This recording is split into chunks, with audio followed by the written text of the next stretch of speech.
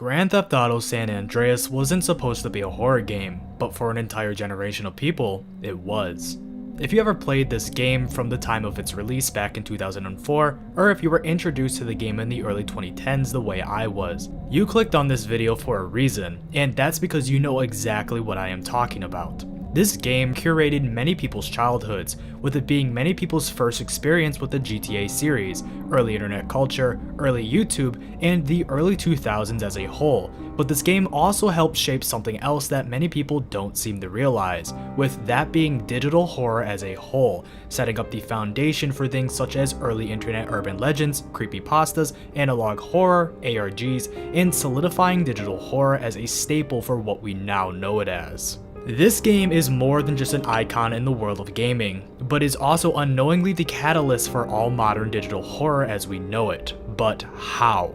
Well, we're going to take a step back and travel back to the late 2000s and early 2010s, back when we were children, back when we were scared of the dark, back when we would stay up late without our parents knowing, back when GTA San Andreas was more than just an old nostalgic PS2 game, but instead was our childhood. This is the state of mind we need to put ourselves in order to fully understand and feel the nostalgic digital horror of GTA San Andreas, and how each element behind this game, whether it be its environment, graphics, myths, nostalgia, or impact on early internet culture. Unintentionally, these things turned GTA San Andreas into one of the most terrifying games of our childhood.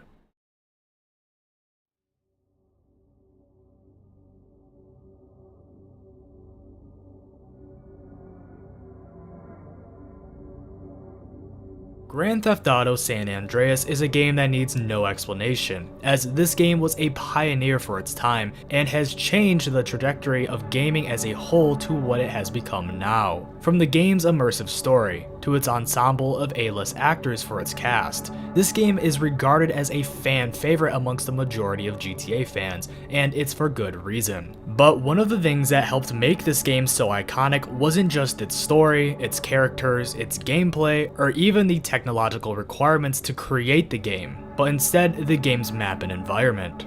The world of Grand Theft Auto San Andreas is massive, and for 2004 was considered one of the most technologically advanced for its time, mainly in part due to the game featuring 3 main playable cities, with those being Los Santos, San Fierro, and Las Venturas. Each of these areas of the map feature unique things that helped it stand apart compared to other areas of the map, such as different environments, unique NPCs bound to different regions, specific weather types, and much more. Each of these cities created lively atmospheres for the game's story to take place in, and helped immerse the player into each of these different environments by using all of these specially tailored features. From the gangs in Los Santos, to the pride flags in San Fierro, to even the casinos in Las Venturas, these areas all had a unique identity to them, and genuinely felt like you were traveling to a completely new Grand Theft Auto game with each new city. Traveling to the airport to fly to these locations, or going on road trips to get pushed straight into rush hour traffic.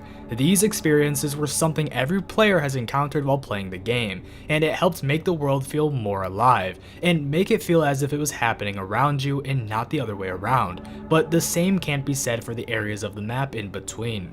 While traveling throughout the map, or while playing through the story, you aren't always surrounded by these sprawling urban concrete jungles, but instead you will be surrounded by the contrary, with that being wilderness. This game was one of the first GTA games to feature wilderness in the map, which helped expand the game's overall size and complexity, by not just featuring the main cities, but now also featuring desolate woods, giant mountains, and endless deserts.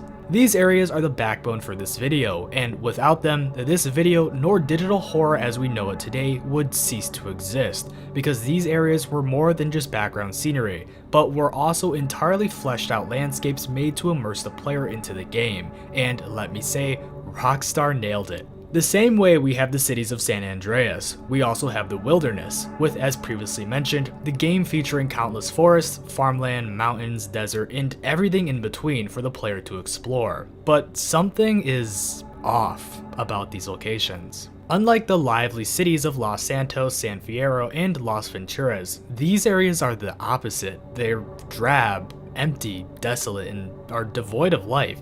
Even if you know a lively town is nearby, you still just can't shake that feeling that something is off. Great examples of places in the game that fit these descriptions would be the area surrounding Backo Beyond, the ghost town within the desert, and the countryside just over Vinewood Hills, as these locations are some of the primary examples many players use when talking about the game's unsettling and off-putting vibe that it has. Backo Beyond is a location near the bottom left area of the map, and is located near Mount Chiliad, neighboring the rural town of Angel Pine. Within this whole area of the map, there is nothing aside from a few lonely stretches of road, endless trees and greenery, some small lakes and rivers, along with a few buildings spread out, such as the factory just below Mount Chiliad, along with the desolate log cabin just outside of Angel Pine.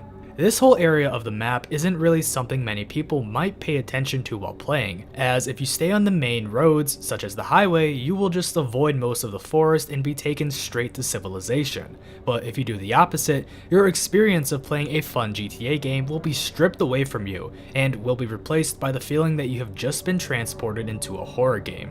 The forests of Backo Beyond are nothing compared to the cities of San Andreas, and aren't even comparable to the rural areas, such as the rural spread out towns in the countryside above Los Santos, as unlike those towns, these forests have nothing. No animals, no people, no sounds, there is nothing apart from the occasional abandoned vehicle or singular log cabin nestled deeper in the woods. As you explore this part of the map, whether it be by accident or on purpose, the only sense of life is you and the radio playing in your vehicle if you're even in one. Regardless of what time it is and regardless of what the weather looks like, this is a feeling that continuously persists until you inevitably leave the area. It's almost like a gut feeling, like something isn't right. Like any second, something will appear from behind a tree, or something will run up behind you if you stop moving. We don't know what would do that, and as adults we obviously know that wouldn't happen, but as kids this is something that plagued our minds. The feeling of loneliness is something that this area holds heavily, as it is such a contrast from the rest of the game, that it gives it a sort of uncanny feel to it. The idea of being alone in such a vast and open area with the occasional structure or vehicle being present reminds us that life is here, but if it is, then where is it? This same thing can also be said about the ghost town featured in the northern part of the map within the desert, as this seemingly random town in the middle of nowhere was abandoned, but instead of the feeling of loneliness coming out in full force, well, the feeling of being watched comes out instead, as even though there isn't anywhere to hide within the desert, it still feels like a presence is in the town. This quote-unquote presence can be attributed to various different things, such as the feeling of something watching you from behind the buildings, or the feeling that something supernatural is within the town, as the old cemetery would suggest. These feelings are probably mainly due to every other city in the game featuring life in it, and having people walking around, talking, driving, and living within them, but I also believe that it's because of everything previously mentioned. It also doesn't help that just east of this area, there is Area 69, which is right in the heart of the desert, where there is literally nothing in sight for what feels like miles, except for the Lil Probe Inn, which due to its alien and UFO theming, doesn't really help with those feelings of being watched. These are the feelings and thoughts I have always had of these areas, and I am 100% sure that anyone else in my shoes playing the game at a young age has also felt. This game's ability to express such diverse environments was always something that fascinated me, especially due to the game's ability to make each transition into a new biome seamless, and due to this, I believe it helped me immerse myself even more into GTA San Andreas compared to other GTA games.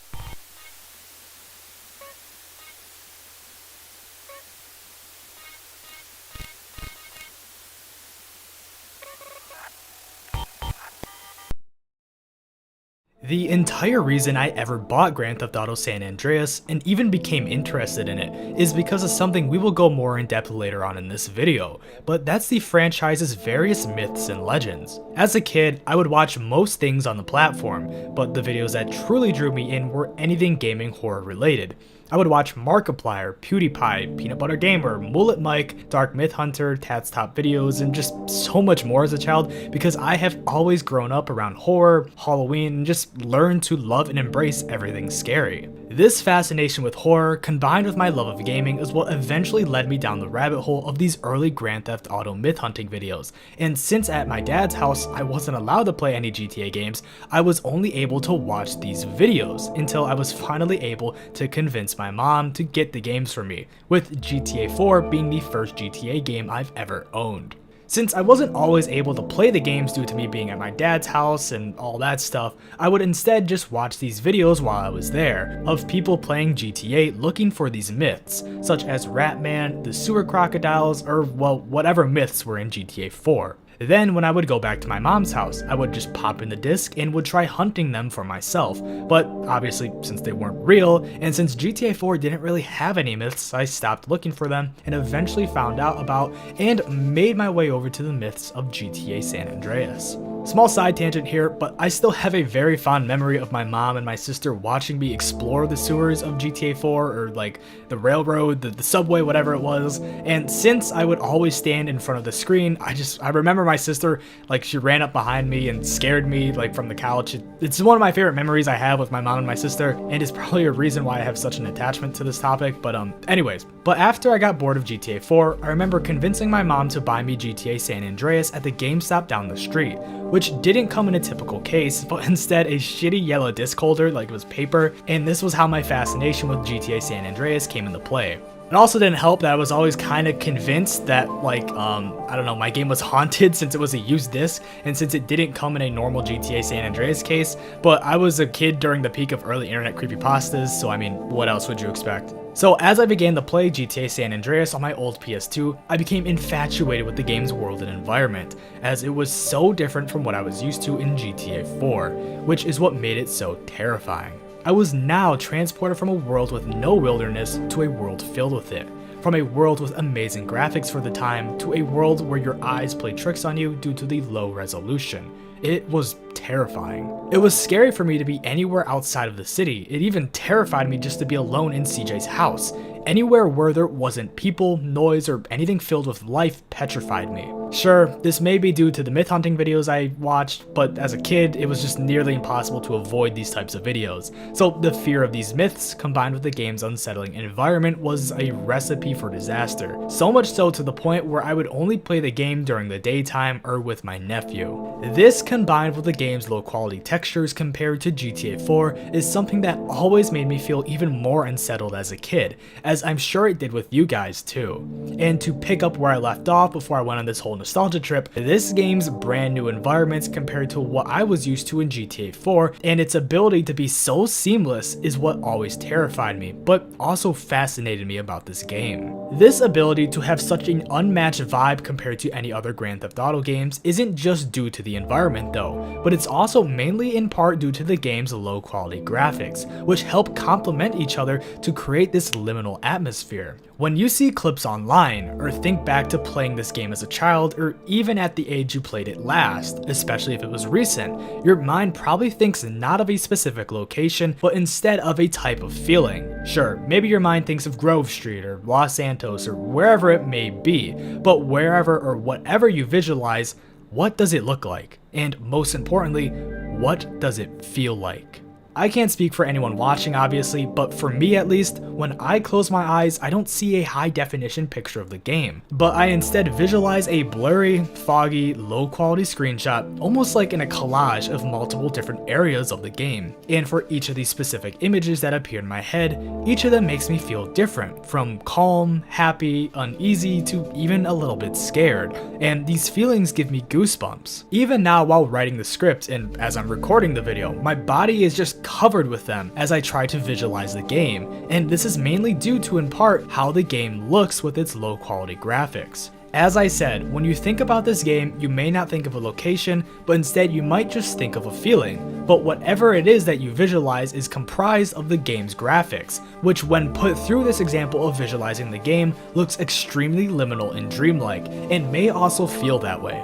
If this didn't work, whether it be because you never played the game or just don't have an active imagination, or if you think it was pointless and didn't do it, then well, no worries, because I can just show you that dreamlike imagery. Now, there's a lot I can talk about regarding the game's graphics, and how they indirectly influenced / created this liminal feel to the game, and honestly, almost everything regarding this game's graphics and technical limitations have a huge role to play in doing that, but some more than others. The game's draw distance, especially for the PS2 version of the game, is what can be held responsible for giving the game its dreamlike feel. And it might feel weird to say that, because in theory, it doesn't seem like it would be that big of a deal. But it's the way Rockstar masked this technical limitation that caused that feeling. You see, these consoles weren't able to render a lot at a time, which I'm sure is common sense to everyone watching. But some people might not realize how little these consoles were able to render at once. The PS2 was able to feature games that included anywhere from 4 to 8 gigabytes of data,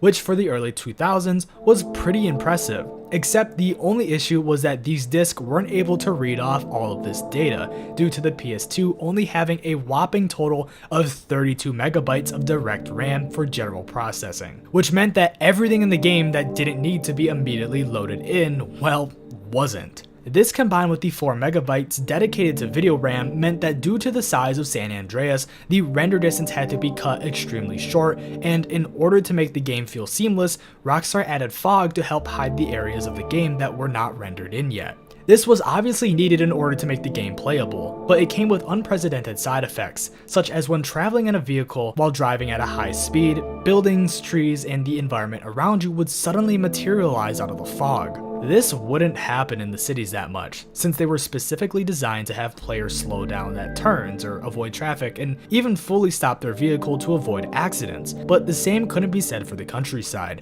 as there weren't these limitations to avoid the world materializing around the player, even though Rockstar tried to prevent it. That's why in the country, and even just in the entirety of GTA San Andreas, the game has a lot, and I mean a lot, of repeating textures, which can easily be seen due to how low quality they are.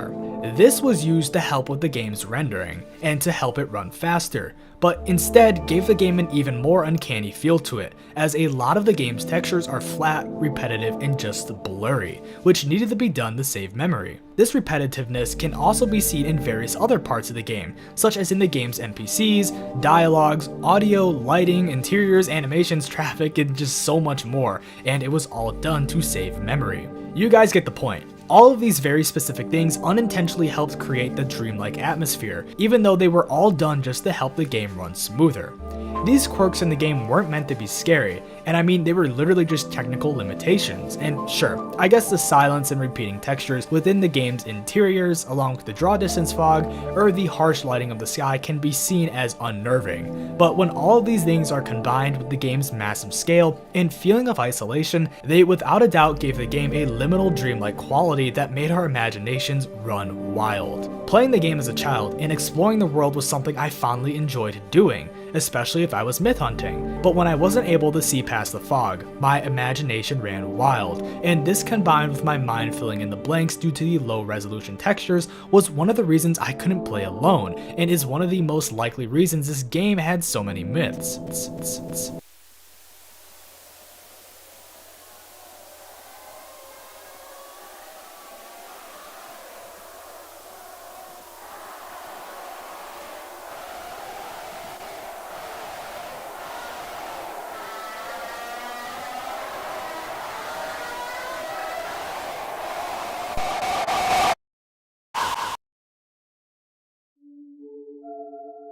This idea isn't new, and is used quite a lot in the horror genre, and it's for a good reason, as having your mind fill in the blanks is something that can elevate the experience whenever you're enjoying a piece of horror-related media. But the overall fear of the unknown can be subjective, as depending on the context, it can either make things more terrifying, or make things just become frustrating. But for the context of Grand Theft Auto San Andreas, it created some of the most infamous pieces of gaming urban legend history. From the skies of San Andreas, to the depths of Back Beyond, to even within the comfort of CJ's home, this feeling of the unknown combined with the low quality graphics and surrounding environments was all that was needed for people to start spreading theories, ideas, and thoughts onto the internet about what secrets could be hiding within the game. You see, the GTA franchise has been no stranger to including various secrets, Easter eggs, references, and much more within their games. So when GTA San Andreas released, it was no secret that within the game's massive world it would be no different. So with dozens of unique Easter eggs ranging from mass burial sites in the desert to ghost graffiti in the Los Santos graveyard to the appearance of ghost cars, this game featured some of the most unique, iconic, and creepy Easter eggs and references compared to any other GTA game for the time. And this is what began to spark some rumors online that there were more hidden secrets within the game. So within the peak of forum posts and early YouTube, some of these secrets began to spread, but unknowing to a majority of the internet, these were some of Grand Theft Auto's first ever myths, with some of these being Bigfoot, Leatherface, UFOs, aliens, and even the ghost cars. People began to spread rumors online about where these creatures could be found, and that they saw it for themselves. So with this combined with early video sightings being posted online, this is what officially kicked off the wave of GTA's myths and legends. People claim that deep within the woods of Back Beyond, they swore they saw something moving between the trees, hidden by the low draw distance and fog of the PS2, where due to the blurry and grainy imagery, all they were left with was their imaginations, unknowingly spreading the myth of Bigfoot. Screenshots and video clips began to appear online too, showing off grainy and blurry footage that was the perfect kind of, well, evidence, I guess you could say, to fuel the flames into making people believe this urban legend. The same thing can be said for Leatherface, where people believed he too could be found in the forest of the game, but mainly was speculated to be hidden within the Panopticon area of the map, another slightly forested area designed to be a lumber mill. People too began spreading blurry screenshots and video clips showing what was supposed footage of this urban legend, but nothing really of note came up as proof, except for a lonesome chainsaw pickup that could be found in the area. But on the opposite note, the same couldn't be said for the UFOs and aliens along with the ghost cars, as these had significant amounts of reliability behind them actually existing in the game. From Area 69 to Lil Probe Inn to even strange lights appearing in the sky, these all fueled the flyer even more, but what really blew these mysteries wide open were the ghost cars. Also hidden within the Back Beyond area of the map, 2 abandoned cars can be found, and due to how they spawn into the game, they roll down the hills that they spawn on, giving them the appearance that they are haunted, since they move on their own with no drivers. This is actually something that is in the game and is real, but is most likely just a mistake on Rockstar's part for making them spawn in on the hillside. Or maybe it's just a glitch, but I doubt that it was put here on purpose to, well, make it become an urban legend within the game. But due to this specific creepy occurrence, the internet went wild and began to bring up all of these other previously mentioned myths, saying that they were real, using the ghost cars as proof of that being the case. And due to Rockstar never really denying nor confirming the validity of these urban legends, more and more proof, well, quote-unquote proof, began to spread online. But the point I bring up about these urban legends isn't about whether they exist or not, as we all know that they don't, but it's mainly in part due to these myths creating a phenomenon on the internet that led into the early creation of digital horror. Around this time as well, many mods began to be created, which recreated some of these very popular urban legends, which then subsequently created more videos which spread online even more, which then created even more myths which also spread online, and so on. It just keeps going on. If you were on the internet around the same time I was, with that being the early 2010s, you definitely stumbled upon some of these videos, where in them, they would either go over and talk about these myths and urban legends, or would showcase footage of the uploader trying to find them. And as a kid, a lot of these videos were very believable, mainly because, well, we were gullible. But also tying back into what I said earlier, was because of the rest of the game's secrets and Easter eggs and references. This game was so big, and had so many secrets that for the time, I mean, who wouldn't be the tiniest bit skeptical that aliens would be in the game? I mean, we literally raid Area 69 in a mission and steal a jetpack from it. So I mean, it really wasn't that unbelievable, at least for some of these myths. Plus also combined with the game's huge map, I mean, who knows what could have been hiding in the game, as there were so many places these urban legends could have existed in. But these myths weren't just about whether Bigfoot, aliens, or whatever myth was actually in the game or not, but was about the feeling they signified, with these urban legends being the final nail in the coffin to create digital horror, as the videos, posts, and screenshots shared online weren't just about finding proof of these creatures, but were instead about the feeling they gave. The feeling of being alone in the woods at night, making you feel like you weren't alone. People knew that when making videos showing off the mods featuring these myths in them, that they weren't actually real, but still presented it that way. And that right there is exactly what led me into making this video. But there was actually one more thing that caused me to make this video that I have yet to share, because the feeling of this game, along with early 2000s culture as a whole, didn't just inspire me to make this video, but also something you can wear, with that being my brand new merch line called the Mono Collection. For the spirit of Halloween and fall as a whole, I have put together a small line of new merch inspired from early 2000s grunge, along with all things dark and industrial. Featuring 3 new designs, including shirts, sweatshirts, hats, and more, this collection is ready to fit into all of your autumn outfits, all while supporting me as a creator. The merch drop goes live on October 1st and will be available for a limited time, so if you ever wanted to show support, all while expressing the darkness of Halloween or just life itself, you can go to my merch store using the link in the description. And for all first-time customers, shipping is free on all items. So if you're watching this video and it's past October 1st, the merch will be available, but if you're watching this within the first week of the video being posted, then you guys gotta be a little bit more patient and just wait till, well, October starts. Plus, if you are also a tier 3 member for my membership, you will also be given even more discount codes for my merch, whether it be 5%, 10%, or even 25% off, along with shoutouts at the end of my videos and just much more. But if you can't support me in these ways, whether it be through my merchandise or through my membership, then subscribing helps out a lot.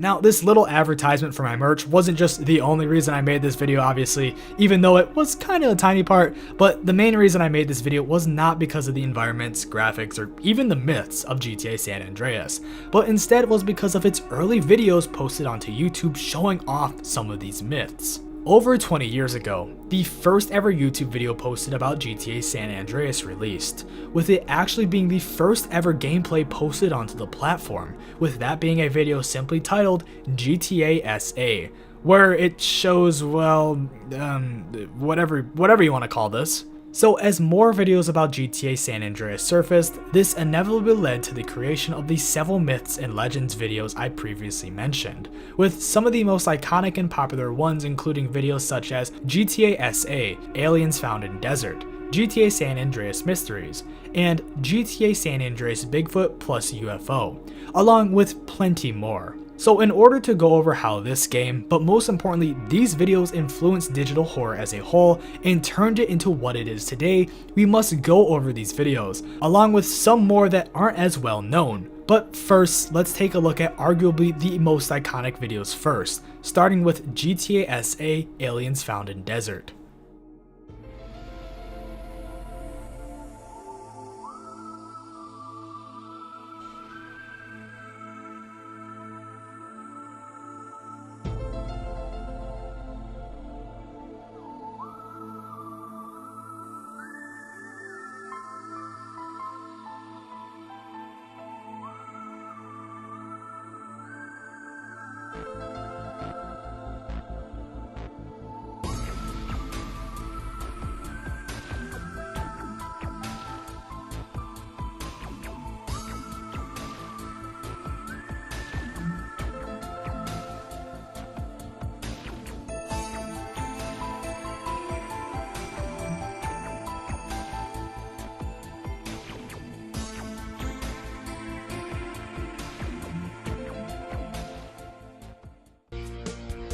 I was working in my lab late one night when my eyes beheld an eerie sight.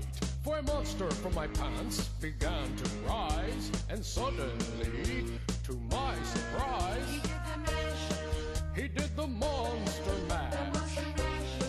It was a graveyard smash. It caught on in a flash. He did the monster mash from my laboratory in the castle east to the master bedroom where the vampires feast. The girls all came from their humble abodes. From the Windows Movie Maker intro, to the old grainy footage, to the music, and to even just the absurdity of this video, these reasons are what make it so iconic, and the comments of this video agree. Even though this video isn't exactly scary and was more made just for the fun of it, this video gives you quite the idea of what to expect as we continue to look at these old videos. And as a disclaimer, this video came out 17 years ago. Like, that is almost older than me, and that's how old almost all of these videos are, and well, they aged like fine wine, such as the next video did, with that being GTA San Andreas Mysteries.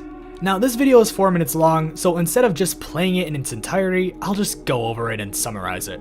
The video starts again with the early Windows Movie Maker text intro and transitions into the Bigfoot hoax. The video shows off some screenshots and supposed sightings of Bigfoot, and debunks some of the pictures, calling them out as fakes. Then the video goes over some Leatherface sightings and does the same things, calling them out as fakes and disproving some of the pictures by saying that they are mods, CJ, or other NPCs. Then the video goes over some UFO images, showing them off and saying that they are mods before quickly moving on to the body bags mystery in the desert. They then continue to talk about other mysteries within the game. Not myths or urban legends, but instead actual things within the game, such as the ghost cars mystery, the serial killer mystery, the suicidal pedestrian mystery, along with the Biowell, Underworld, Gant Bridge Easter egg, and Falling Lemmings. This video is one of the only videos like this that I have included for this segment, as there are so many pieces of content like this debunking and fully going over these myths online. But this one was one of the first ever made. Plus, a lot of other videos about these mysteries are super long and wouldn't fit into these other pieces of content that we're going over. Also, as I'm writing the script, I realized that, well, some of the things that make these videos super nostalgic was the music that was used in them, but I am unable to use some of these songs due to copyright, so I'm gonna try my best to work around these copyrights and still include the music. So if the music is super low quality nostalgic music, then that means I just inserted the music that was featured in the video but lowered the quality of it to bypass the copyright system. Anyways, the next video we're going to look at is one of the most iconic GTA San Andreas videos ever made, with that being GTA San Andreas Bigfoot plus UFO, and since there really isn't much to explain in this video, I will just show you guys it in all of its glory.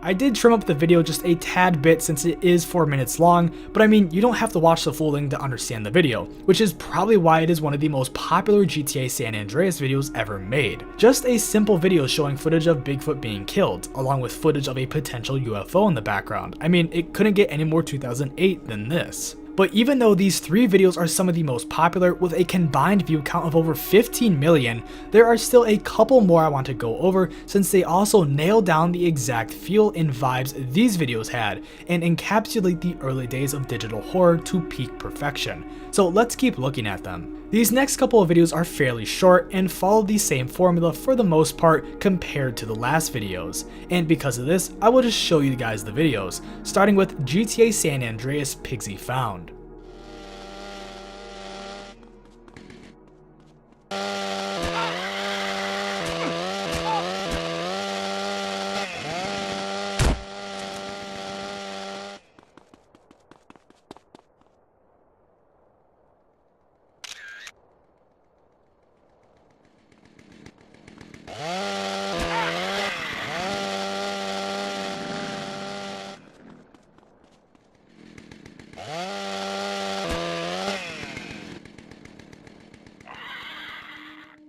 Now this video is what I consider to be one of the more scarier videos made back in the day, mainly because of the fact that there's no nostalgic music, but also because we can also hear pig noises in the background. Now for anyone unaware of what Pigsy is, it's a character from another Rockstar game called Manhunt, and this character was another one of GTA San Andreas' more popular myths, mainly because you can actually find small action figures within some of the game's interiors that are of Pigsy. So because of this, people thought Pigsy was actually in the game somewhere, and videos like this helped spread rumors even more online about it, creating yet another extremely popular yet scary myth. But this video isn't the scariest one we have looked at, as I'm sure the next video will be the scariest for some people. So if you want it to be scary, then do yourself a favor and close your ears for the next 10 seconds as I speak.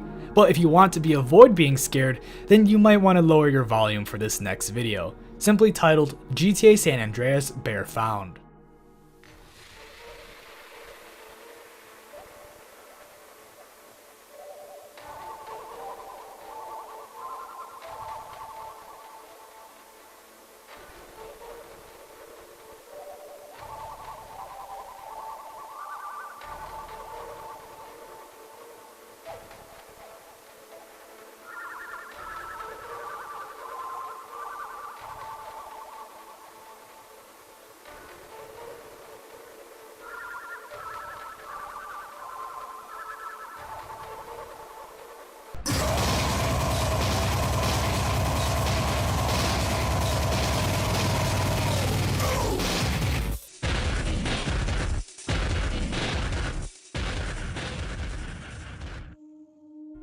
Now, how could you not include a video that features a screamer in it? Now, fortunately for me, I don't think I ever stumbled upon this video as a kid, but a lot of the comments did, with many people saying how this video scared the shit out of them as children. And looking back at these types of videos as an adult, this one, well, really isn't that scary in my opinion. But you can't talk about the early internet, especially early internet horror, without mentioning a screamer or a jump scare, or well, whatever you want to call it. As a kid, I used to call these pop-ups because I didn't know what they were actually called, and since this was pre-FNAF, the word jump scare wasn't as popular. This myth about bears being in the game was actually fairly popular, because it was later found out that bears were originally supposed to be included in the game, but were cut, which also helps give this video that myth hunting sort of vibe. But there is still one more video I want to look at, which I feel will cover all the bases when it comes to these early GTA videos, with the final one being CJ's mom ghost found. His mama. She's dead, bro.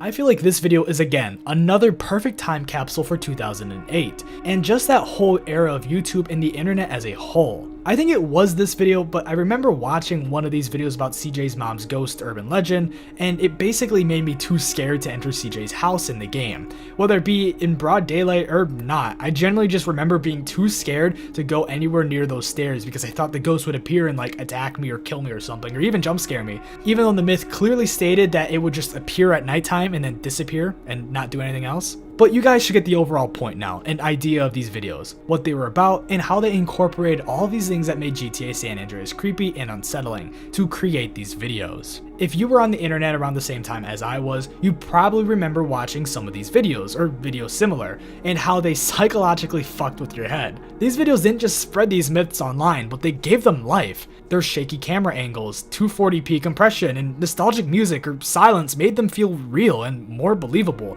because their videos didn't just show off sightings or document the myths they featured, but instead they defined the way we experience them. These videos blurred the line between rumors that were spread online and reality, which fundamentally is the foundation for the kind of digital horror we see today, from creepypastas to ARGs. Even though you can't really notice it while watching these videos, these were some of the first forms of digital horror storytelling, or whatever you want to call it, as even though some of these videos just show off footage, some of them use their Windows Movie Maker intros to build a story, even if it isn't that in depth, with a good example being both GTA San Andreas Bigfoot plus UFO and GTA SA Aliens Found in Desert, where they both use text to help immerse the viewers into thinking these videos are real. But this combined with what was featured in these videos aren't what made them terrifying. It was us watching these videos late at night, us having our mind play tricks on us due to it filling in the blanks with our imagination. And sure, these myths and videos might still be a bit spooky, but now that we are adults, they aren't as scary as they were as children. And that's because we made them terrifying. We weren't seasoned horror fans or used to the horrors of the internet back then. We were just kids, sneaking onto YouTube, clicking on the videos such as these, and watching blurry clips of people fighting Bigfoot or Leatherface in the woods, all while convincing our gullible minds that it was real. And this right here, ladies and gentlemen, is why digital horror is more popular today than it ever was.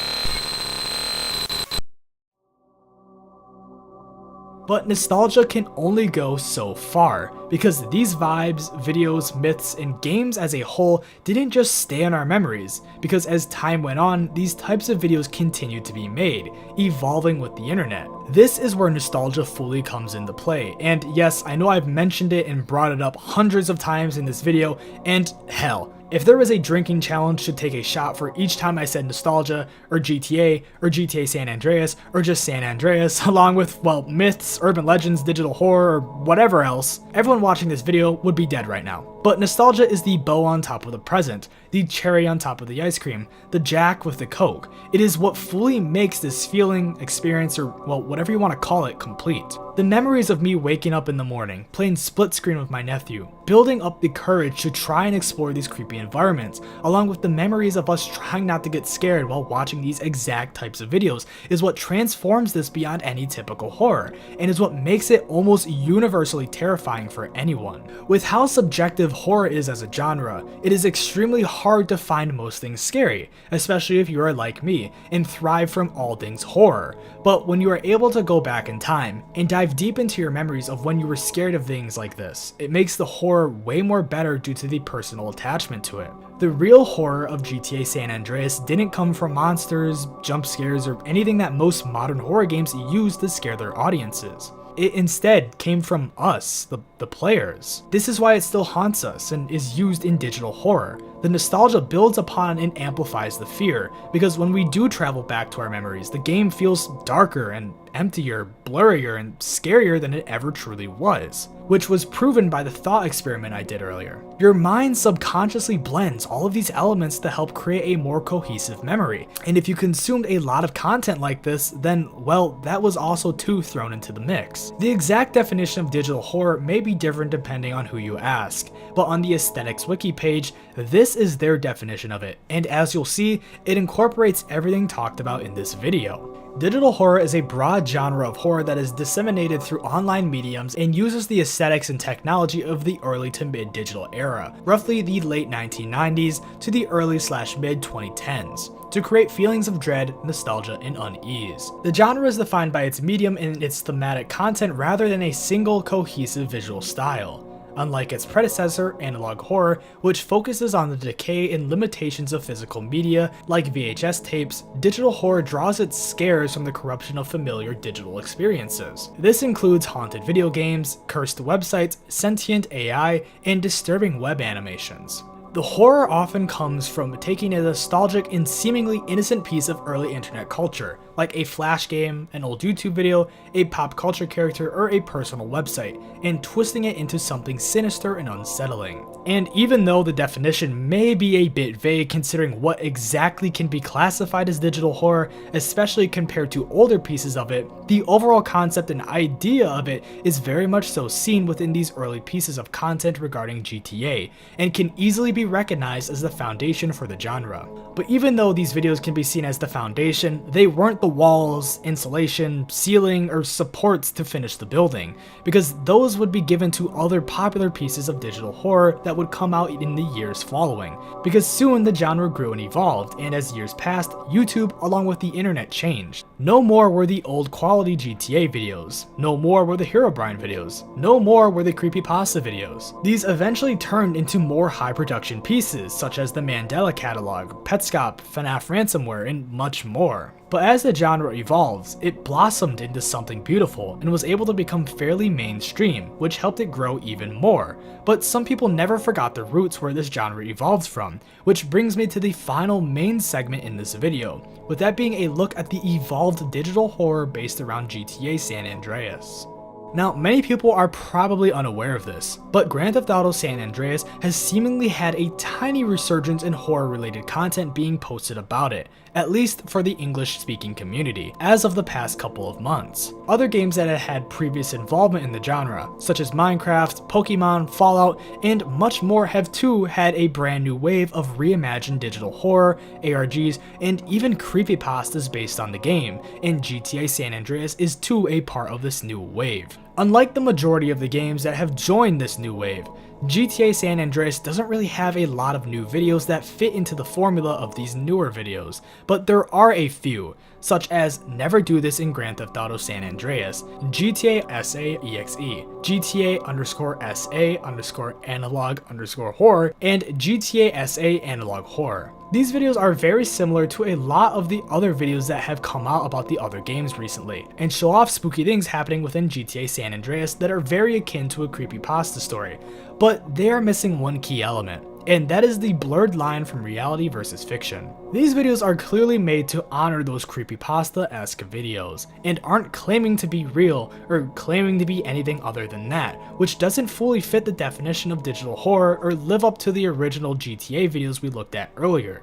But there is another set of videos on YouTube that do, that I think are 100% more scary, realistic, and just well put together, with that being a scary and terrible version of GTA San Andreas, both part 1 and 2. Compared to the other videos I mentioned, this video is the absolute most grounded and realistic interpretation of a modern retelling of the same style of content posted in 2008, but with a modern day flair to it, along with a classic creepypasta element, which is done by incorporating the quote-unquote cursed/hacked game version story archetype into the series. But before I spoil any more about this video, let me read the description of it for you guys. I recently gained access to a strange version of GTA San Andreas from an account that was hacked. I decided to download this version to my virtual machine and test it.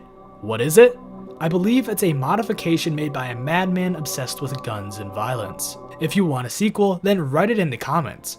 And just like that, let me show you guys the video.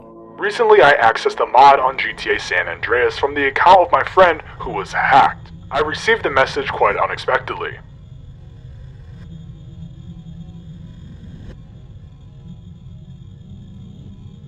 You have to see this.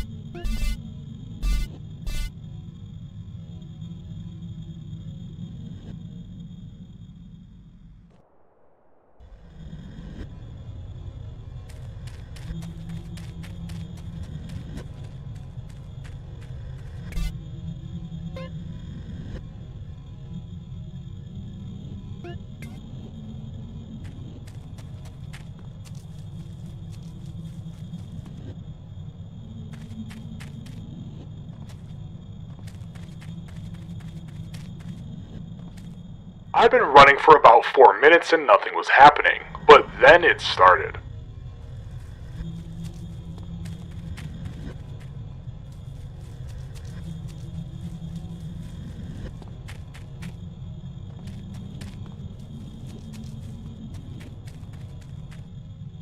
What is that fleshy creature?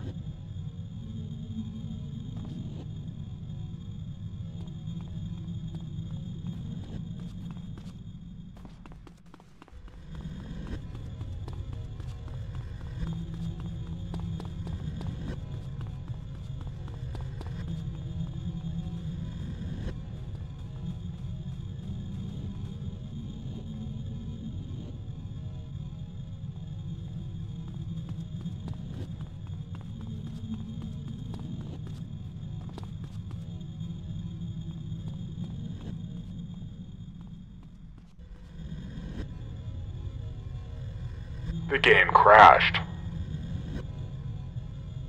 The pictures at game start made me disgusted. I noticed two entities in the game that had no skin, and when I teleported behind the interior, I noticed two entities. I'll keep this game on my virtual machine. Let me know if you want a sequel in the comments.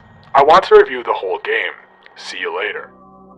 Short, eerie, uncanny, and pure perfection would be how I describe this video.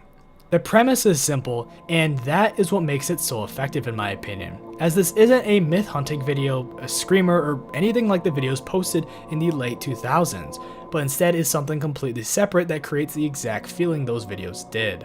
Now, creators aren't focused on proving anything, like if Bigfoot is real, or if Leatherface is real, but instead are just recreating the feeling those videos, along with the game as a whole, gave off, all while incorporating modern digital horror elements into the story. These videos, but primarily this one along with its sequel, do exactly that, and use the world of GTA San Andreas as a character itself in their videos, as due to the specific look and vibe of the game, it allows itself to almost be a separate entity in a way, and for this video in particular, it kind of is, and this can be seen even more in part 2. Today I will try to review the whole weird and bloody version of GTA San Andreas again. I tried to run the game, but it didn't work. So I downloaded the archive called GTA San Andreas.zip again. I unzipped the game again and it started up.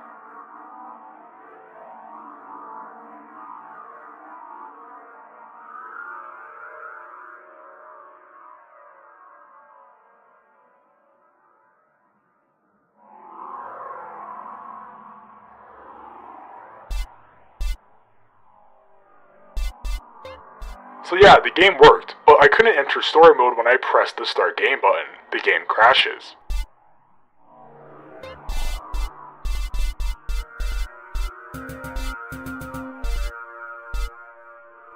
What the fuck?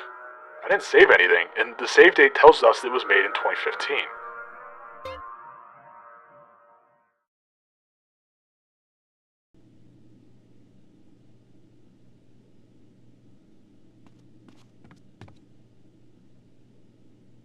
There's nothing wrong with my video card, and I have no idea why the game is so broken. Plus I have the original and clean GTA San Andreas and it works fine. I can already see the first weirdness. What's that red thing? Okay, it's probably a glitch though.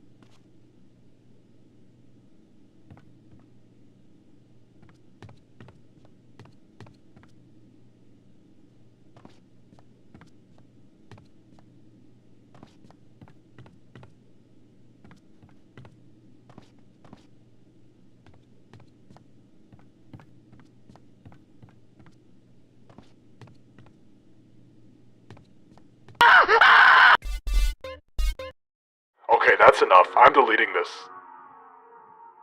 It was really loud, plus I was playing it late at night. What was that black figure? Jesus. I think this is the last part, but there's no point in playing it anymore. The author of this version probably put all sorts of creatures in there to chase the player. Judging by the pictures, I'm guessing it's a mod made by a schizophrenic or, I don't know, a psycho? I can't tell. Well, thank you so much for watching. I'll see you guys in the next videos. And just like that, that is the end of the series, if you even want to call it that. Now, each of these videos have quite a lot to go over, despite how short they are, and even though a lot of it doesn't make sense or is just incomprehensible, I want to talk about it regardless. Now, part 1 and 2 share a lot of similarities, from the startup screen, main menu, pause menu, and HUD, where they all are themed in gruesome, almost flesh-like imagery. From the blood and almost gore-like visuals, it's safe to say that the uploader might be onto something when saying they suspect that the mod was made by a schizophrenic or psycho. The combination of Arabic text and Russian text is also strange, as it feels like it was specifically done just to make the quality of the game, or mod, worse, and gives it the appearance of a bootlegged version of the game, which, well, appears to be the case. Then moving on to the gameplay, it is also extremely weird, as in part 1, the game seems normal until the video reaches the halfway point, where as the player is exploring the surrounding area, a pitch black figure appears from the fog and begins chasing them, before the player is subsequently teleported to what looks like to be an alternate version of Los Santos. In this underworld looking version of the city, there is no sky, along with nothing on the map, and as the player looks around, there is nothing in sight, mainly due to the black fog encompassing the area, making it hard to see. But as the player explores, they eventually turn a corner, where just beyond sight they see what looks to be a dancing NPC, but decides to turn back due to presumably the player being scared, where shortly after the game crashes. Then in part 2, we again see the same startup screen along with the main menu, except that this time there is a save that previously wasn't there. So as the player loads into the save, they are spawned into CJ's house, where all of the textures are completely messed up, with some just being flat out missing. Then shortly after loading in, they see a blinking red dot on the floor, which again disappears. I have a theory on what this is, and honestly it makes a lot of sense, and I believe this just to be one of the blinking lights that can be seen in the night sky of the game, which represents an airplane. I believe we see this because the floor is completely invisible, but it doesn't make sense on why this would be under the player instead of above, so who knows. Then as the player makes their way upstairs, a small piece of text flashes on screen that says "play with me," which is unlike anything we have seen in these videos, but for as quick as it appeared, it then disappears, leaving the player, along with us, even more unsettled and confused. So as the player continues to explore, nothing of note really happens until they approach the front door, where an all-black figure spawns in while a loud scream plays, causing the player to immediately close the game, which might be the smartest decision I've ever seen a person do in horror or gaming history ever. Now, I know I presented this as a real thing, and unfortunately, it isn't. It's all just a creepypasta made by the YouTuber FTK, and this series is by far one of the best GTA San Andreas digital horror videos I have ever seen. From how subtle it is, to the fairly believable concept, to even just how unpolished it feels, it creates such a unique vibe from its visuals, sound design, and concept that people, me included, are begging for a part 3 as long as it maintains all of these things. These videos are a prime example of how horror, primarily gaming related horror, has shifted and evolved, and for GTA it is no different. This video doesn't need to explicitly say if it's real, or if it's fake. Instead, they twist what we remember, whether it be our memories of the game itself, the myths and legends, or even the older videos about it, and let us sit in discomfort as what we originally remember about these things gets stripped away from us. The mismatch from what we are used to what is presented in these videos evoke a feeling that can only be described as exactly what we felt when watching and playing GTA San Andreas as a kid, except the only difference is now that we are adults, and the videos present themselves differently. And this is what ultimately ties all the threads together in my opinion. San Andreas and the horror around it isn't just one myth, or one creepy video, or even just one feeling. The best way to describe it would be saying that it's like a tapestry, woven together from all of these different threads. From the emptiness in the forest, the fogginess of the countryside, the pixelated textures within the desert, the glitches of the game, the ghost stories posted on the forums, the nostalgia of growing up with it, and now the modern reinterpretations of what placed down the foundation for it all. It all blends together to create something not just familiar, but something even more terrifying. The horror of San Andreas was never just about what was in the game, and was never stuck to it or confined to it, but instead lived in the space in between, in the imagination of the players who filled in what the draw distance hid, in the low quality YouTube videos that blurred the lines between truth and rumor, and most importantly, in the nostalgia that continuously replays those memories, making them darker than they ever really were. The legacy this game has, and the impact it has on not just digital horror, but horror as a whole, is something no one talks about, as it didn't just shape how many of us players saw San Andreas, but instead it shaped how we experienced it, along with gaming as a whole. It taught me that games can be more than just entertainment, but can also be mysterious or eerie or even become internet ghost stories, and can ultimately become a completely unique experience compared to what the developers originally intended. So as the years have passed, we can now recognize and appreciate how this game fundamentally paved the way for creepypastas, ARGs, iceberg videos, deep dive videos, and most importantly, anything related to the genre that we know it as today. So when we look back, we're not just remembering San Andreas as a game, but we're basically remembering a shared memory, one that blends together childhood fear, early internet hoaxes, and uncanny imagery, as this is what we know it as. From the atmosphere, graphics, myths, videos, memories, new videos, to just us as people. Together, these pieces don't just create nostalgia. They created everything that made us remember and, well, look at the nostalgic digital horror of GTA San Andreas. If you want to see more videos like this, then on screen right now is my GTA Creepypasta Iceberg video, along with 2 videos YouTube thinks you might like, as they are all extremely similar to this video.